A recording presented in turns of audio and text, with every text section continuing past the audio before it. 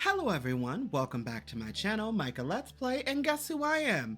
I'm Micah, because who else would I be? You know, True Air, that old thing. But we're not gonna get into that now. Today, guys, this is gonna be part 3 of the Hogwarts Legacy Showcase that we got. And this is going to be my favorite part, which is the Room of Requirement. And there's a lot that goes into this, but there's some things that I want to focus on as we go throughout this. And I hope that's making sense to you.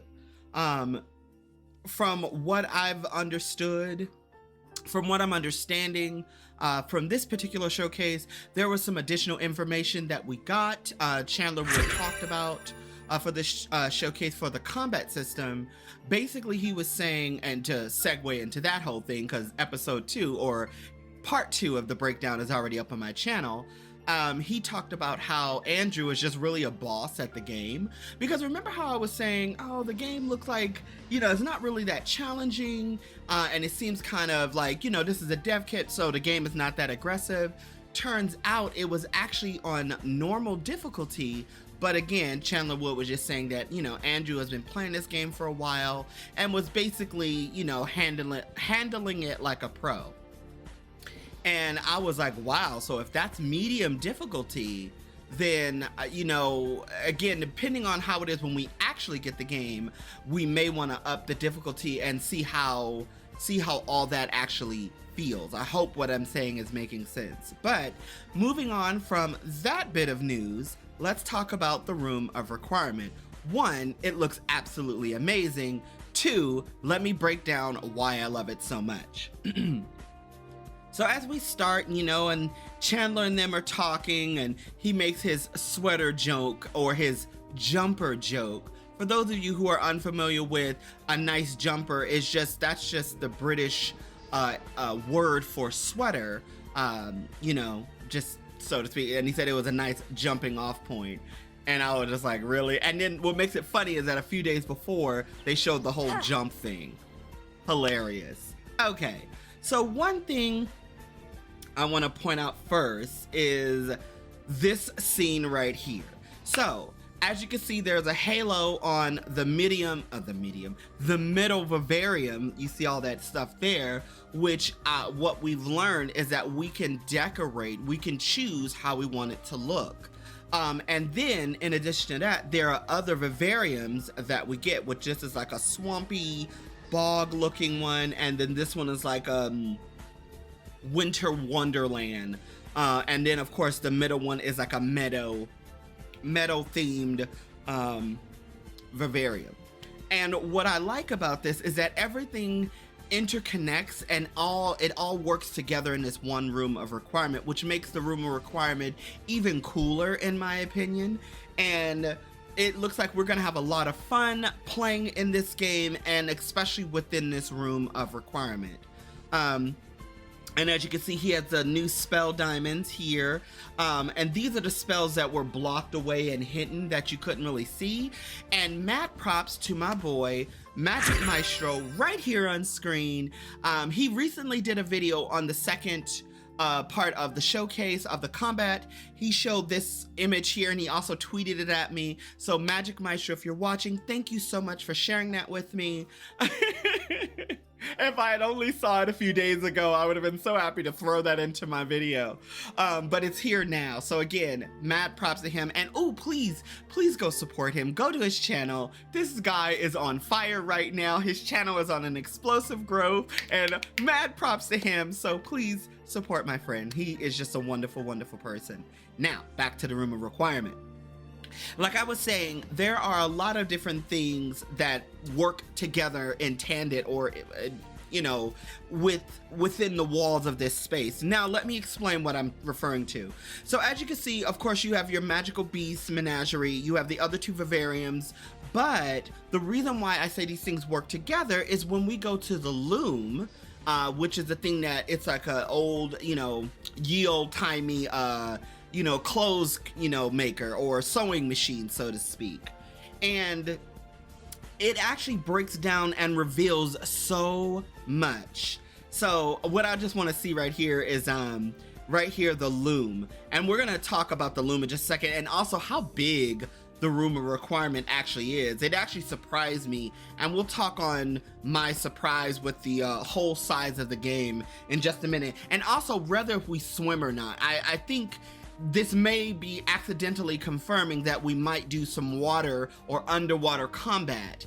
This right here I love so much, the fact that we can just change the ceiling and make it look this way. And I'm not gonna lie to you, I am way more of a greenery, kind of like foresty type of person. So seeing this was right up my alley, and I was like, oh my God, the fact that we can do like a botanical main ceiling, I so support this. You know, I'm totally gonna poison ivy it up within this game, and I'm just really excited to see that you have so much freedom in customization. I mean, you can literally customize it to the point where you can make things large and small, which I think is really cute and adorable.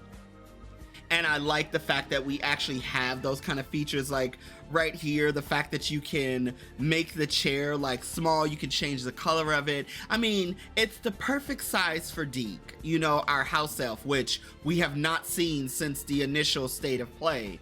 Where's Deke, you know, where's Deke? But anywho's, when we get to about here, and you see this additional hallway, that's more space in the room of requirement. And like I said, later I'll touch a little bit more on the space, but right now I just want to mainly focus on, like I said, the loom. So I'm just gonna kind of bypass all this and go straight to the loom section of the video. Okay, right when we get to about here, and he makes the little chair things disappear, one thing that they talked about was everything in the room, they call them conjurations. And how, of course, all this works is by using moonstone. And moonstone is the thing you'll use for conjuration, basically for everything you need within the room of requirement and in the vivariums that you see outside, which I thought was really cool. I really liked it. And again, it just goes back to, you need to get your butt in class to learn all this stuff so you can make sure that you can maximize all of this. So again, this is why I say everything works so well together mechanically, because what you learn in class, you apply in every aspect of the world, whether if it's combat or, you know, customizing your outfit or boosting your gear, putting buffs on your gear or whatever, or taking care of your magical beast. All of it works together beautifully. So when it came to this loom, and they were talking about, you know, the features for upgrading your gear and adding traits to your outfits, there were a few things I noticed right away. As you get these outfits, or you can craft these outfits, and Mekenzy said, you know, it's in taking care of your magical beasts is where you get these things to able to upgrade your gear, because once again, Ben Snow was on the ball with asking, oh, I see mooncalf fur and I see puffkin skin, all that stuff. So yeah, so those things tie in with the clothes and how you can actually add buffs to your outfit. Now, I'm not really going to get into the true mechanics of it. We'll just touch on it kind of lightly because we don't know how it's going to really work in game, and I can't make an assumption based on what I'm reading other than telling you what this might be a potential thing for. Now, hopefully what I'm saying is making sense to you. So okay, so as they get to this part and it's on like view traits, and you see he's talking about the snowy owl scarf, the gloves, I thought which was really cool. This part right here is what I want everyone to pay attention to. So now there is this huge debate, will we be able to swim in Hogwarts Legacy? This second one right here, where it says amphibial protection, and it says decrease damage from taking damage from dug bogs. Those I think are those frog looking things with all the weird stuff on their back that you saw in the initial state of play. I think that's what those animals are, but I could be horribly wrong. When I saw that, I'm like, okay, amphibial protection, that makes sense. But then also, that can't be the only type of amphibian creature that we see.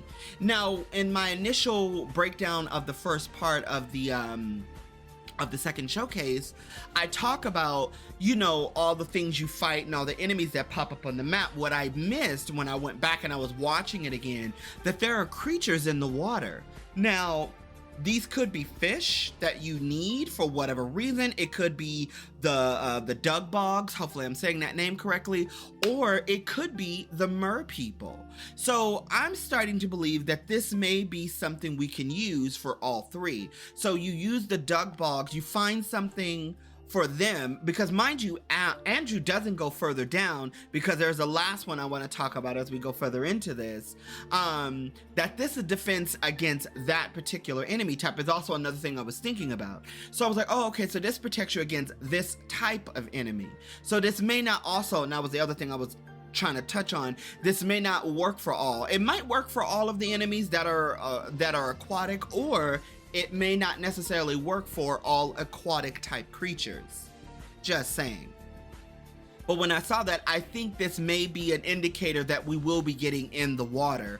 And we may have some underwater combat. So I really do hope we get it, because that means, as I mentioned in the second showcase, I kind of touch on what other spells will we have access to, some that are combat and some that are non-combat, kind of like spells we can use in the world. So again, Gillyweed, the Bubblehead Charm, and then also Self-Transfiguration. Hello, not Siona, anybody.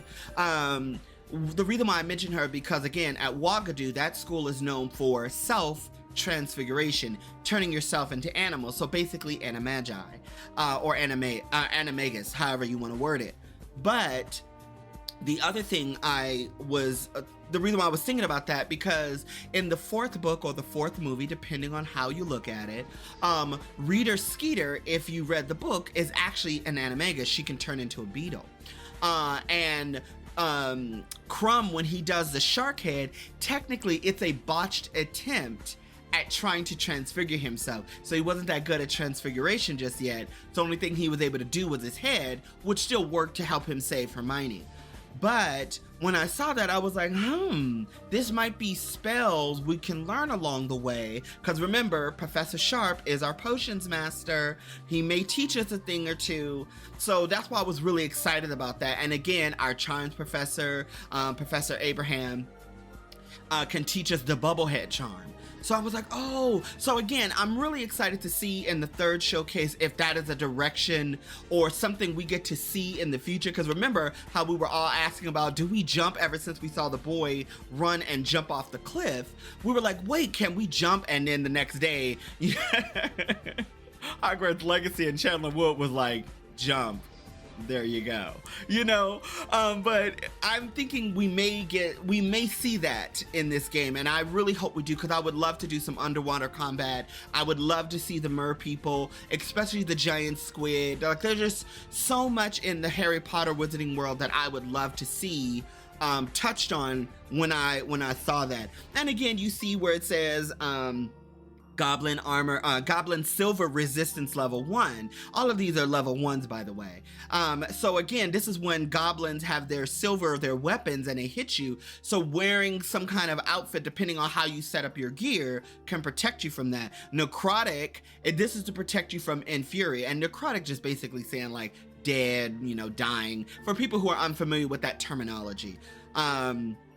Anti-venom, I saw to protect you from spiders. Now remember, you go into the Forbidden Forest, and you do see that little web with all those red enemies, so spiders are there. So I like that. I said, oh, okay, so you can actually upgrade your gear, which also upgrades your magic. Again, like I said, everything ties in together mechanically, and I think that is very, very genius. Now, this last one here at the bottom of the screen, he never actually went to, and that's Lupin's. Now, when you see that, most people automatically think, oh, werewolves, but also wolves as well. Because remember, when we were flying over the broom, you actually see wolves. And also when we were on the back of Black Buckbeak, we were on, you saw wolves in the field. So that is to also help protect you from that. But then this is also the wizarding world. So werewolves as well. So this may help protect you from them also. But again, remember, he never fully goes down. So you don't see what type of lichen or lycanthrope or canid you need to protect yourself from. Even though I think they call them think they called them mongrels or something like that, if my memory serves me correctly, but I could be entirely wrong on what they actually called those kind of like dog animals or wolf-like animals.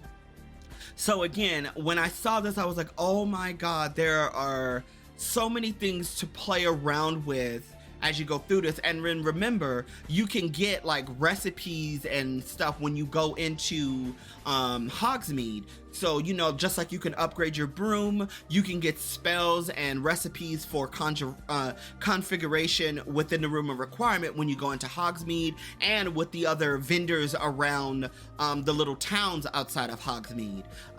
So when I saw this, I was just, for me, this is where I'm gonna spend a lot of time. You know, making sure that my gear and everything is just the way I want it when fighting Dark Wizard. So again, sorry to spend so much time on this, but I just thought this was so important to really like look at, dive into. But like I said, the only thing is that we don't know how much offense and defense this will have in the game, but the fact that we have it has me really excited, and almost, like I said, kind of confirms that there will be swimming in the game. And then another reason why I think the swimming is also going to be really important when you think about the size of the world, because remember, the first showcase, all we explored was the castle. We didn't go anywhere else. We were just in the castle, and in the room, and in the dorm rooms. And in the second showcase, not only were we outside of Hogwarts and flown around, and remember, we only covered a tiny portion of the map. There is so much more to explore. Then you see in the Dark Forest, we only was in like the Dark Forest for like 2 seconds, basically, before we went into the Dark Arts Combat Arena. And then we have the Room of Requirement, and I already showed there is more in this room than just this, plus the other Vivariums, and then the Vivarium we're gonna go into later. So I'm just like, wow, how big is this game? So then, again, going back to swimming, and not just swimming, but the underwater mechanics and the underwater world, it kind of makes sense why this game got pushed back so much, because it could be that they're trying to make it as accessible and user-friendly as possible when playing this game. So again, for me, it got me really, really, really excited about everything, because there's so much more we don't know. We don't really know the story. All we know is ancient magic is a part of it. Our character is somehow is involved in it because we have ancient magic. We could be a descendant of Merlin. We really just don't know. So for me, it just makes me even more excited for this game and to get my hands on it. Now, one other thing I want to talk about here, the nod to Sherlock Holmes. The nod to Sherlock Holmes. Whoever the Sherlock Holmes fan, myself included, I just got so, like, I got so happy seeing this, because it's like, oh my God, this is so like Sherlock Holmes to find something you can use to identify, you know, like clothing and stuff. I don't know why it just reminds me of Sherlock Holmes. I can't really explain it, but when I saw the desk and I was like, oh my God, you're able to find unidentifiable gear and use this. And then of course, big giant snowy owl. And I love the magnifying glass, like looking and reading stuff. Like, oh my God, the Room of Requirement is just so amazing. It's so amazing. This is why this was my favorite part, because there was so much to digest just in this alone. And now we enter the Vivarium, and you see a giant, gorgeous Graphorn right there. And we all know his name is Bruce, but again, I would have went with Ned because Ned fits better. But you know, I'll call the Mooncalf Ned. Ned. And then also in here, you notice the spell diamond chain. So it looks like this is food. So this also was on the. When you in the combat system, it also looked like these spells were in there as well. So again, it just got me more excited, because what other magic can we do? I don't know. I just got really excited seeing all this. Anywho's, you see, this looks like you can feed them, the brush, more food, and then Wingardium Leviosa, so you can levitate things. This Graphorn's graphic is gorgeous, and the fact that you can pet them, name them, take care of them, you can actually breed them, because you notice if it's male and female, what happens when you put two species of the opposite gender in the same room together and they're mutually attracted to each other.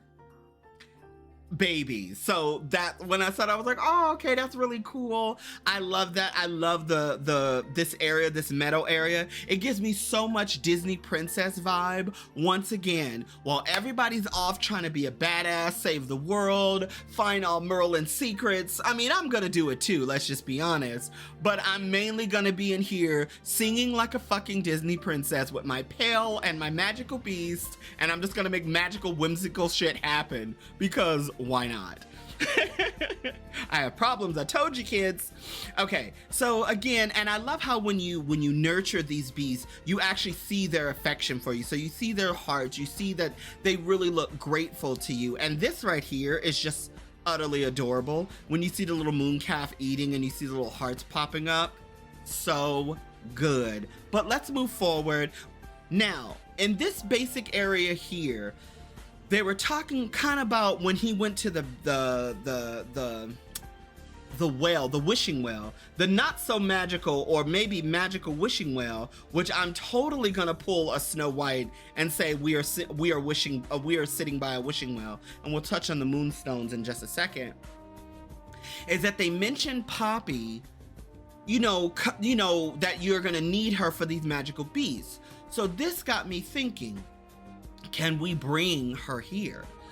Can we bring Poppy, and not just Poppy, but also Sebastian, Natsai, Ahmed, who are the characters that we're going to be bringing into our personal space so they can see what we've been doing or give us additional help in these areas, because I think that's really important. And then remember, they said that's just the beginning entry to learning the relationship with these characters. So again, we know Poppy has an aversion to poachers. We know she loves magical beasts and she finds them more redeeming than most people. But now that's just the beginning of our relationship with her. It does not say, okay, what else about Poppy Sweeting do we know? So again, there's a rumor that she might potentially be evil. I just think she's a thug. I mean, there's nothing else for it. So now when it comes to this, again, and also you actually see the moonstones outside of the rumor requirement. So this is what you're going to use to help you conjurate things here. And then here, this standing stone, this is actually, you see this in other places. I do believe you see this in the initial trailer. There's a part in the initial trailer, I mean the first trailer, you see the girl, she's like levitating the bad guy, and I think she's doing descendo on him, and you see this in the background. And I know you also see the standing stone in other places, but when I saw that, I was like, oh, they brought this back, because again, I watched this like a bunch of times. So I was like, oh, they brought this back. So this may have a story significance, but what it is, I have the foggiest. This right here, our cottage that we get in the game. What I'm wondering is that, can we go inside? Because remember, Andrew was very specific on where he chose to go. He didn't go that far into the room of requirement, into the other area. He didn't go up the stairs. He didn't enter the other vivariums, and he certainly did not go into this little cottage. So what I'm wondering, is this, what are you able to do in here? Is this an area that you could specifically use for crafting? Crafting? Is this, what is this used for? Can you sleep in here? And then also there is the rumor about, our character being a potential werewolf. And that was the other reason why I wanted to touch on the lycanthropy, or lichen or Lucan's protection, is that if we are a werewolf, then we really wouldn't need protection from other werewolves. Here's why. Because remember, in the third book, Prisoner of Azkaban, when Professor Snape was like, page 394, he was talking about werewolves. And remember what Hermione says, that they respond to their own kind's call. So if you are a werewolf, the other werewolves be able to sense this on you unless they're magically enchanted to attack you. It could definitely be a possibility for us to sneak off in here and to, hide away when we're shifting into a magical beast, kind of like Professor Lupin did. But see, during this time, is there a potion that's made? Again, this might be why it's so important for you to befriend Professor Sharp, is there a potion that is there to help you control your wolfism? Because remember, once you become a werewolf, you don't remember nobody. It's I'm a wolf and I'm gonna kill. You know, it's just that simple. So I'm wondering, will these things all have a use, or is this just really just a cute little cottage for you to be in while playing the game in this area? So there's a lot to think about. There's a lot to chew on with all of this. But like I said, I really do believe, you know, especially at the end of this here, after Andrew puts the tree down, you see him run over to the water. Now, they didn't say, oh, you know, this is a taste of things to come. That's what they did in the last showcase. But in this showcase, they definitely showed him come to the water. So what does that mean? Underwater combat, underwater usage, under swimming, you know, is this somehow a part of the game? So I would really, really love, and I hope we get that. But if we don't, and it's a DLC for later, then cool beans. Or they make a Hogwarts Legacy 2 and they finally include it, so be it. Because this game does have so much else to offer us right away. Now, there's one last thing I want to touch on. This definitely looks like the headmaster's office. Because if you guys read any of the books or seen any of the movies, this looks like Dumbledore's office. And Dumbledore had a huge office, and there were tons of books, there were stairwells, everything. But after watching this a few times, I'm not so sure if this is Dumbledore's office. It just looks like his office. And again, even though technically Nigelius Black is the headmaster in this game, it's always going to be Dumbledore's office, let's just be honest. When I saw that, I was like, ooh. And again, because this game and its symbolism everywhere, if you notice, there's a sun right here, there's a moon right here, and this thing is stars. Stars, and these are just other shapes, other spherical things we're constantly seeing.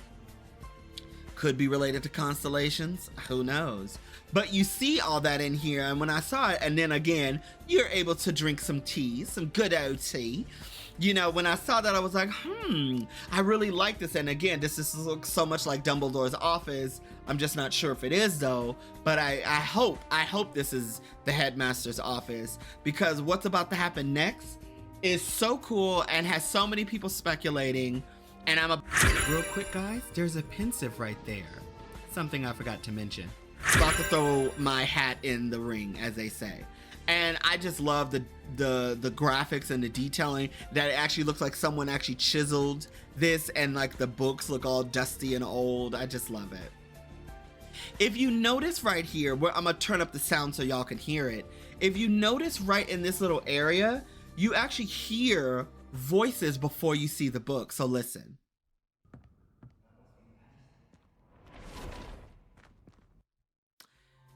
So you hear those voices, and then those pages fly into the book. Now, are those pages we collected in our field guide while we're out and about? Or are these pages that are meant to draw you in, like a lure? You know, and again, you notice all the symbolism, you know, sun for male, masculine Merlin, moon for soft, feminine, mysterious woman, solar eclipse, anybody? Just saying. I could be horribly wrong about that, but I think it's definitely a possibility of how it could fit in the story. But then this happens. We walk up to the book, we notice our character, who's also a fellow Slytherin like myself. You see this happening, and you notice all this dark energy, and then if you notice that the windows actually look like they got some color, because at first the windows didn't look too colorful. So if we look at the windows here, I mean, they do have color to them, or maybe because we're closer to them we can see the color better. But when I first saw it, I was like, that doesn't look like it has that much color until we get closer. So, well, maybe I'm wrong. I have bad eyes, guys. So to me, the color looks muted. But when you get closer to it and the room darkens, that's probably why I can see the color better. And again, if you notice, moon, star, like that, or you know, seeing the moon in front of the sun, creates that glare, although that would be behind. But again, when I see that, I'm like, it just, there's so much going on with the constellations, ancient magic, and how this all works. I'm just not sure as of how. And then, also the reason why I don't think this is the headmaster's office, because I don't remember this area in Dumbledore's office in the initial game and showcase, because remember, where the headmaster's office is. It's way high up in a tower, and this doesn't look like this is a part of it, because I don't remember seeing windows like this outside of that building. But I could be wrong.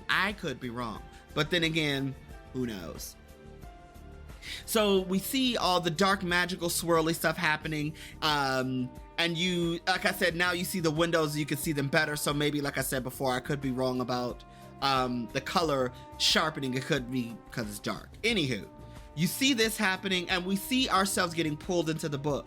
Now, if you look at these pages here, these pages are the same pages that we saw in the State of Play.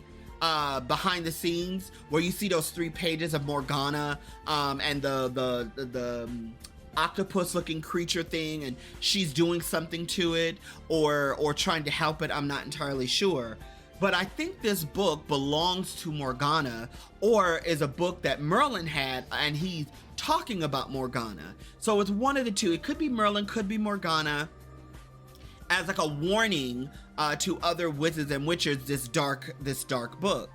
But the other thing I noticed, and I mentioned this on Twitter when I saw this right here, if you look closely, that is the same image you see with the what do you call it? It's the book you got for the collector's edition.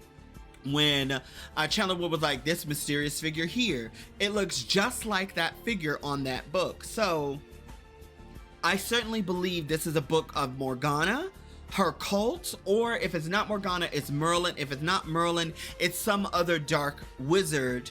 Kind of like this is like an emblem for the dark wizards. Kind of like right before you go into the combat arena, you see that dark wizard standing outside, which could be another enemy of Merlin. I think his name was Trevor or Traven. I'm not sure. I put it in the other video, so you'll see it there. So again, when I saw this, I was like, oh, again, this just ties into so much about ancient magic.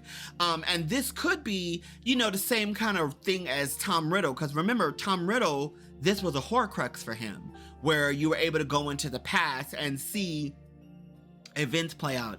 I think this book may take you to a realm where you learn more about Morgana, and you can start going more dark, and you learn some more darker spells or of some sort, or it starts to reveal more about the mystery of what the magical item is that Ranrock, that I believe Ranrock is after. So again, I don't know what it is, but I think this is related to all of that. But my question is, what do you guys think? Do you agree with me in what I'm saying? Do you think I'm wrong? Do you think I'm crazy, talking out of my butt?